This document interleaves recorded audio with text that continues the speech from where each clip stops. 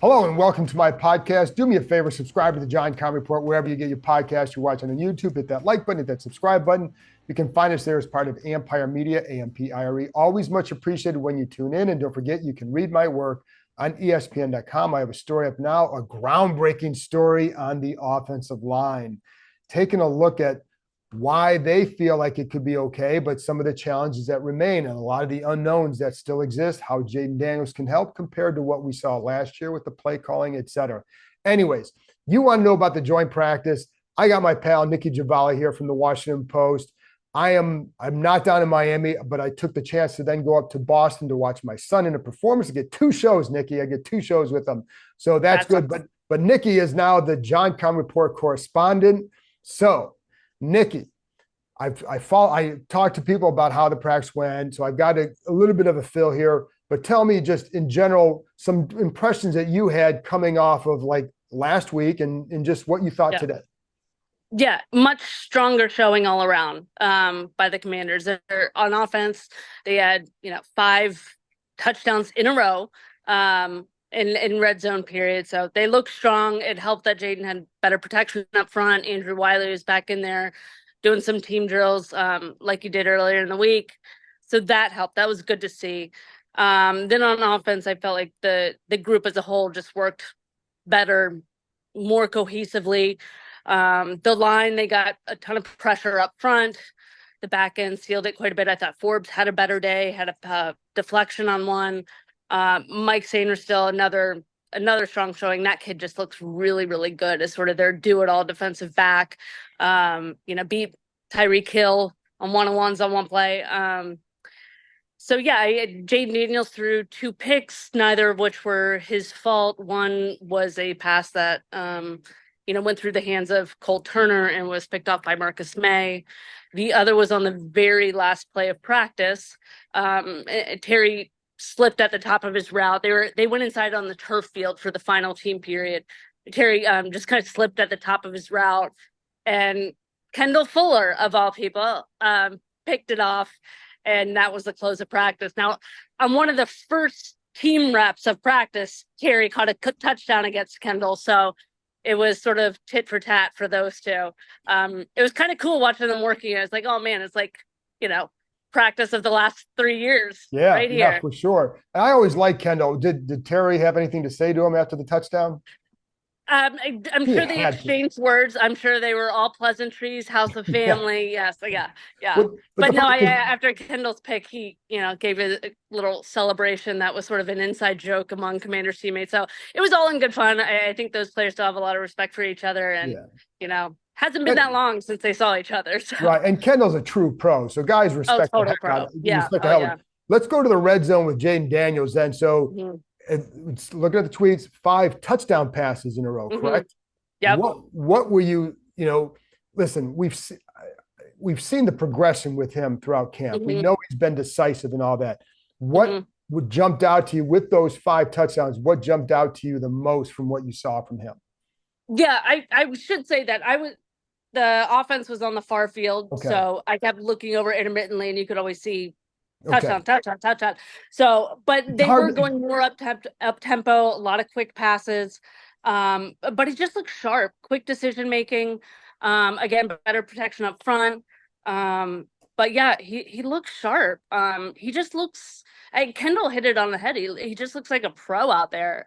Kendall Fuller was asked about Jayden afterwards, and said he didn't know a lot about the guy. He's watched a lot of tape. Heard about the check he made in the preseason opener against the Jets, and just said he just looks like a veteran out there. And I think that's kind of the vibe that a lot of people are getting Yeah. from him when they see him for the first time. Is he just looks like a vet. He's even keeled. He's poised. Good decision making.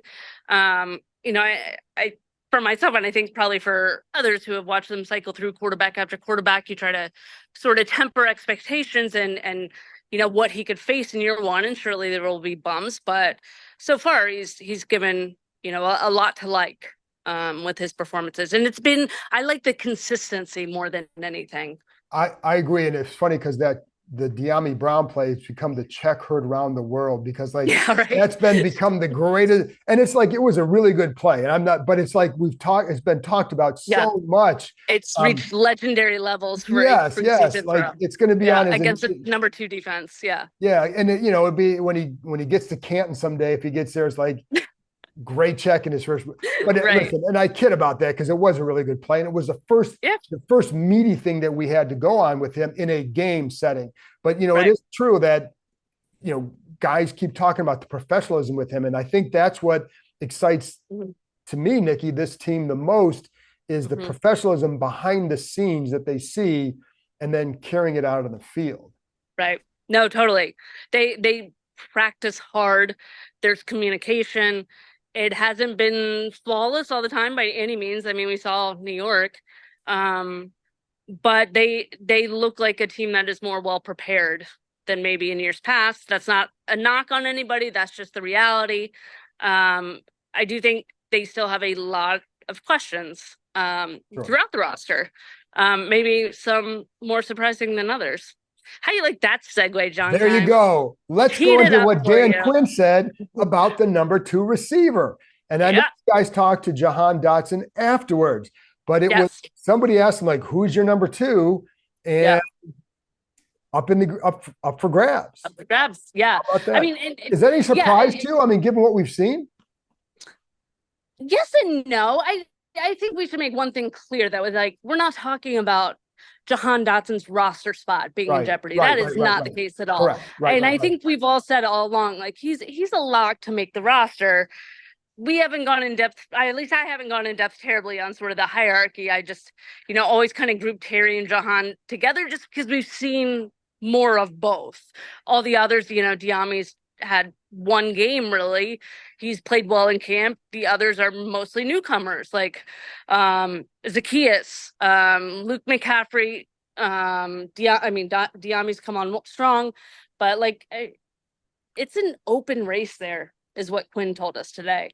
And I still think that's something that could change week to week, even in season. But right now it's an open race, and Jahan, I think, I don't think he's had the strongest game. I don't think he just probably hasn't shown enough of what he can do, and he's basically auditioning for a new regime. And I think Dan Quinn has made it clear to everybody, including the starting quarterback, that he won't just be handing out jobs. You have to earn it. And I think that's the case here, is he really wants to see one of those guys really earn it. And there's some serious competition now. I mean, Zacchaeus has looked really good. He has. And I will say, like with Jahan, and you touched on this, it's not that he's looked horrible. It's that he hasn't stood out the way maybe you would hope he would, coming off of, after his rookie year. We go into camp last year at this time, we're thinking, hey, could he be this really breakout guy? And then he didn't, for a variety of issues. And, but now it's like, he's not showing any of that. So I think it's not so much that he's not doing anything. He's not doing anything really big and standing out that way.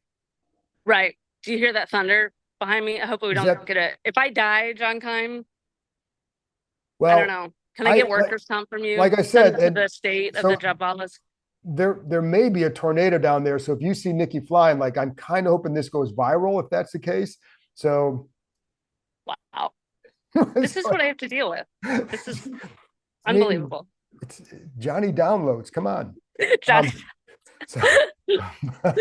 Back to Jahan. Yes, back to Jahan. It's not like he's, he had a couple drops early on. I think, a number of us noticed that, there were times during reps in camp he wasn't lined up properly. But I don't want to go so far as to say he's unprepared or doesn't work out. I don't see that at all. I don't think that's how he's wired at all. I think he's dealt with a lot in his first 3 years in the league. I mean, a lot has been on him.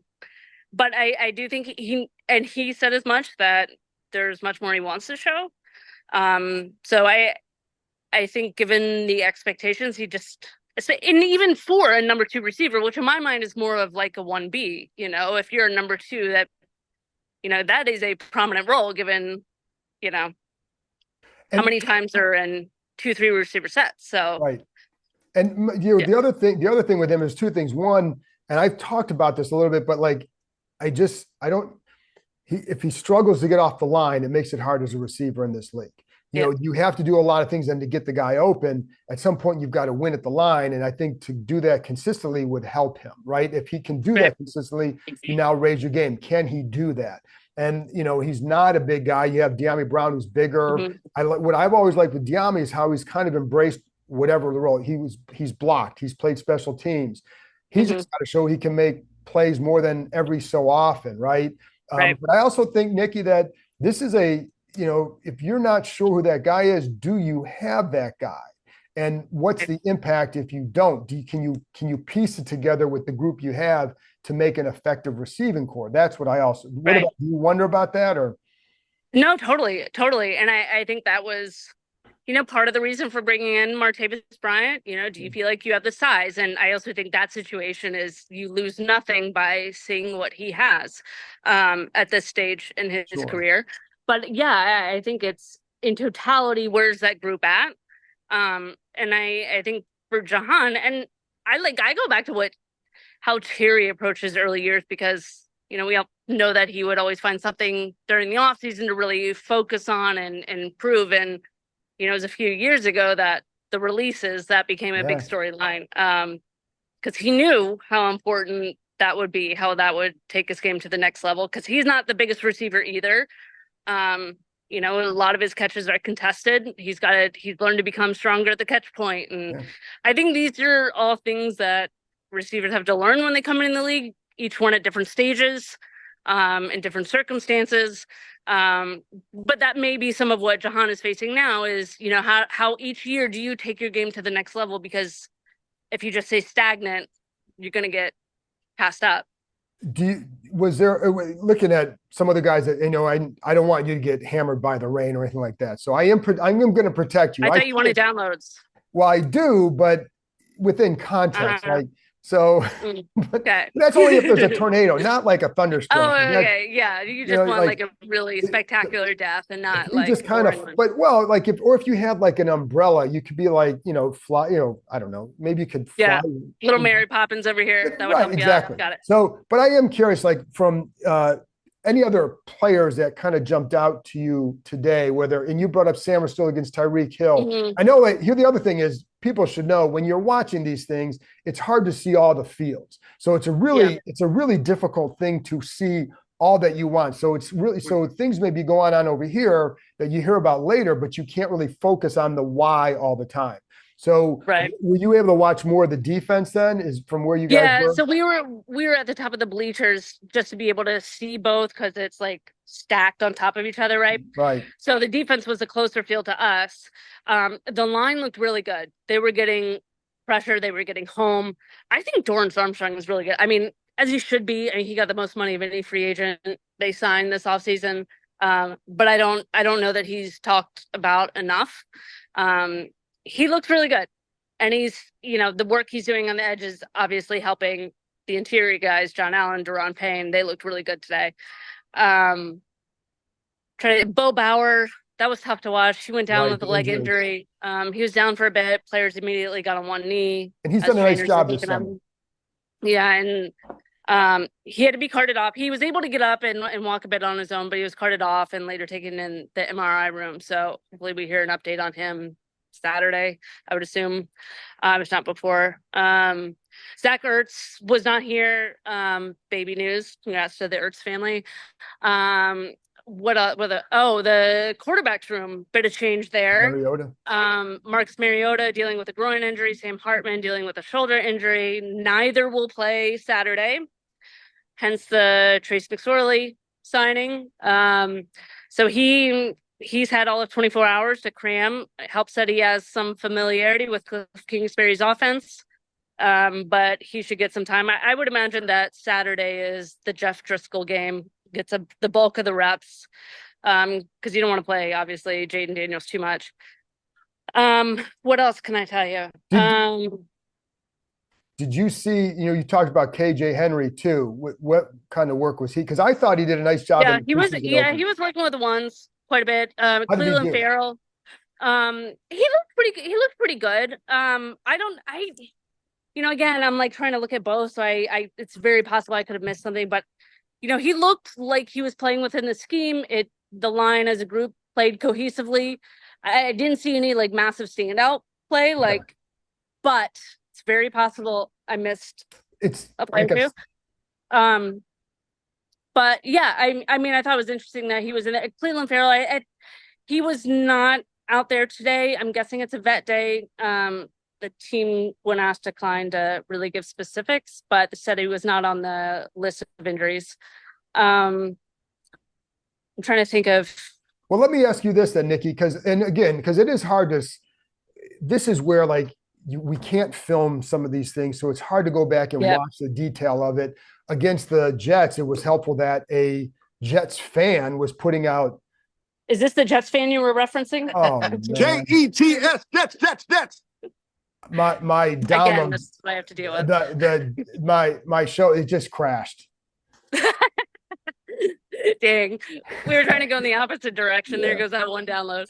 So what I was gonna say is, last week the Jets, some fan was putting out stuff that we could also then go back and look at more detail for certain plays because it's really hard. But going back to what you said, and we'll just go 2 more minutes so that way you don't get the rain or whatever.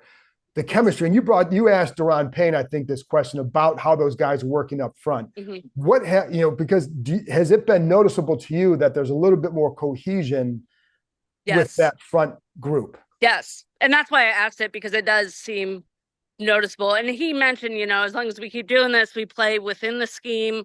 I think they're still kind of learning each other, but it does sound like that group is more closer knit. I don't know. It's hard to say when you're not around these guys in the locker room to really see how they interact off the field too.